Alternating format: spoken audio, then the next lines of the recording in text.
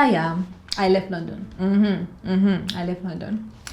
The city is crowded. The cost of living is high. The crime rate is high. People's cars are getting broken into. People's phones are getting snatched.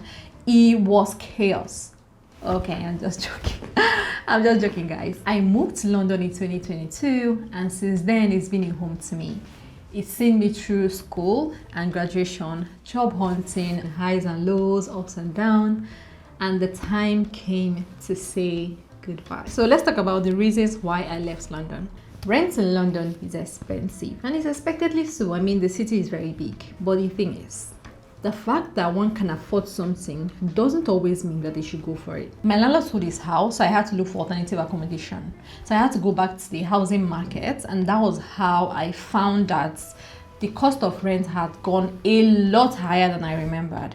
I mean, to get a very decent accommodation cost an arm and a leg. Oh my God. I work from home. I don't have a social life. I spend most of my time indoors. So why am I paying London rent again? You see? It was not such a good idea now, is it? But to be fair, leaving London was not an easy decision. I changed my mind last minute. Even after I had paid my deposit, I was willing to forfeit the deposit and stay back. But that brings me back to my next point. The accommodation or the houses were of lower quality than the rent they are going for. So the rent could be here and the quality of the accommodation will be here. London houses are popular for how small they are. I mean, go and check on Twitter. You'll see memes about how small the spaces are. So when you think about the rent you're paying for this accommodation and then you think about the little or no space, something does not add up. The math does not match at all. It feels like the landlords do not make as much effort to make the accommodation aesthetically pleasing or to provide like utilities or amenities that will make you have like a better experience. Of course, the basic ones are always there. The standard microwave, fridge and all of that is there. But oftentimes they don't even go the extra mile. I mean, why would they? It's like in high demand. Even like as much as decor or painting, they cannot be bothered. Because if you don't take it today, someone else will take it tomorrow by 4 p.m. So why should they care? Of course, there are very fine houses in choice location, but that is not what's popular. And even for those houses as well, they are still overpriced. So the rent they are paying is high, but you're not even seeing the worth of the rent you've paid. The rooms are little or no rooms, very small, barely in existence. And then the house itself, the painting is like so long ago that the painting was done. There's no effort to improve anything or to repaint or to put better decor or better utilities. So why should I settle for this when I can go to another city and live like a king? But that said, I had a very good experience in London. That's why no London slander is tolerated here, even though I've slandered it already. But I had a very good experience. One of the things that stood out for me was the transportation network. The transportation network in London was chef's kiss. You can make plans with confidence. You can just like have a better experience in your journey. When the train is scheduled for 4 p.m., the train will come by 4 p.m. Scheduled for 3 p.m., the train will come by 3 p.m. If there's a delay, oftentimes it's just like a slight delay. It's not like the train is expected to come by 3 p.m. and then you're seeing the train by like 5 p.m. No. And if there's like a big delay, something must have happened. Maybe a strike or something in the way, and that too is communicated ahead of time. So it's not taking you by shock that, oh, you just show up and then the train has been cancelled forever and ever, amen. And even when there's a cancellation or a big delay, you can even request for a part of your money back or your full money back or things like that. So the transport system is like, is reliable. Another thing as well that was very, very great about London is that everything happens in London. Religious activities, entertainment, career events, everything and anything happens in London. If there's going to be a big conference, for example, or like a concert or someone big is coming, the chances are high that they're going to London. The chances are very high.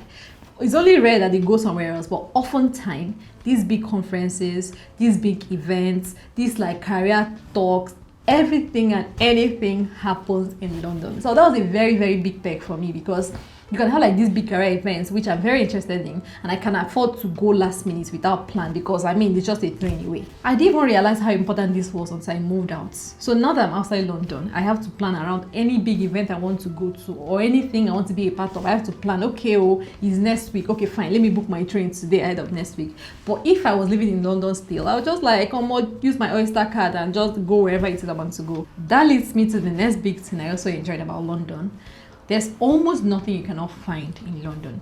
London is very diverse culturally and otherwise, so there's a chance that you will find whatever it is you're looking for in London.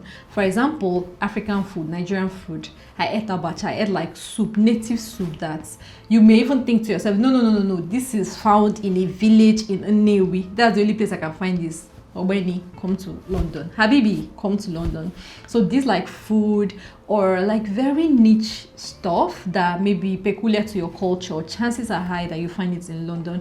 Even when I also tried, I tried Chinese food as well. I know that is authentic. When I go to Chinatown, I eat authentic Chinese food. I have my good time. I enjoy dumpling. I enjoy like things that I know that is not watered down to appease to other cultures. Things that authentic to the culture it is that the thing is from. So yeah, there's almost nothing you can find in London. Oboroko, fish, gari, like food, like and affordably as well, because since it's in such quantity, since it's not like since you can find it in multiple places, it's a lot cheaper than when you go to outside London. That maybe whatever it is you're looking for example, here in my city, I'm looking for abacha now. The person I've gone to ask has said, oh, it's going to be 50 something pounds for a plate, but in London I can buy it for like 13 pounds because it's everywhere. So you see, it's a very big peg for me. In addition to my experience in London, let's talk about crime. So I was on my way back from grocery shopping and my hands were occupied. I was carrying 2 big bags of groceries and I heard someone shout behind me.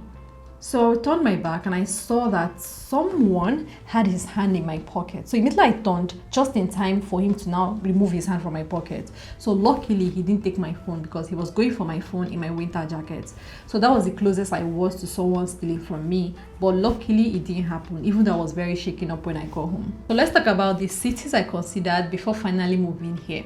The first city was Liverpool and the houses were really fine. That was how I found that almost London landlords were playing with us.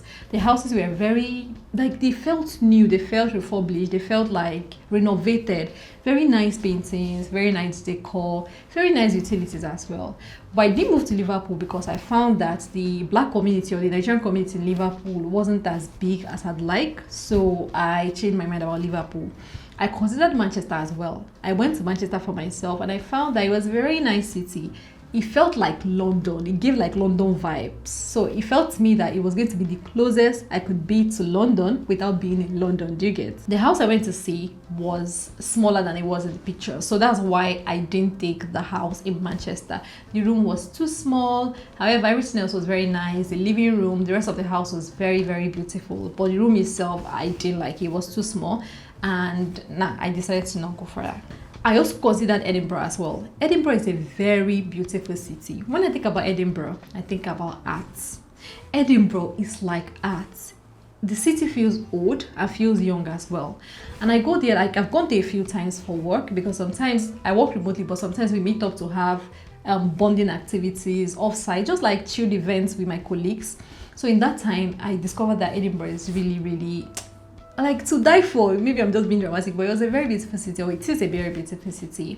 But when I was searching for houses in Edinburgh, I was not searching actively, so it was just a passive search in the background. I was not as active in my search, so I didn't find a house because I didn't give it as much energy. Finally, I settled for the city I am in now. It is in the east. It's in close proximity to London, so I'm able to go for like events or to hang out with friends. I also have family here, which is an added advantage for me as well. I stay in the city center, so it's accessible for me to go to the gym, to shopping mall, to wherever it is I want to go. So yeah, so far so good, I'd say. Thank you so much guys for watching this video up to this point. Please do not forget to give it a thumbs up, subscribe to the channel guys. Till the next video, bye.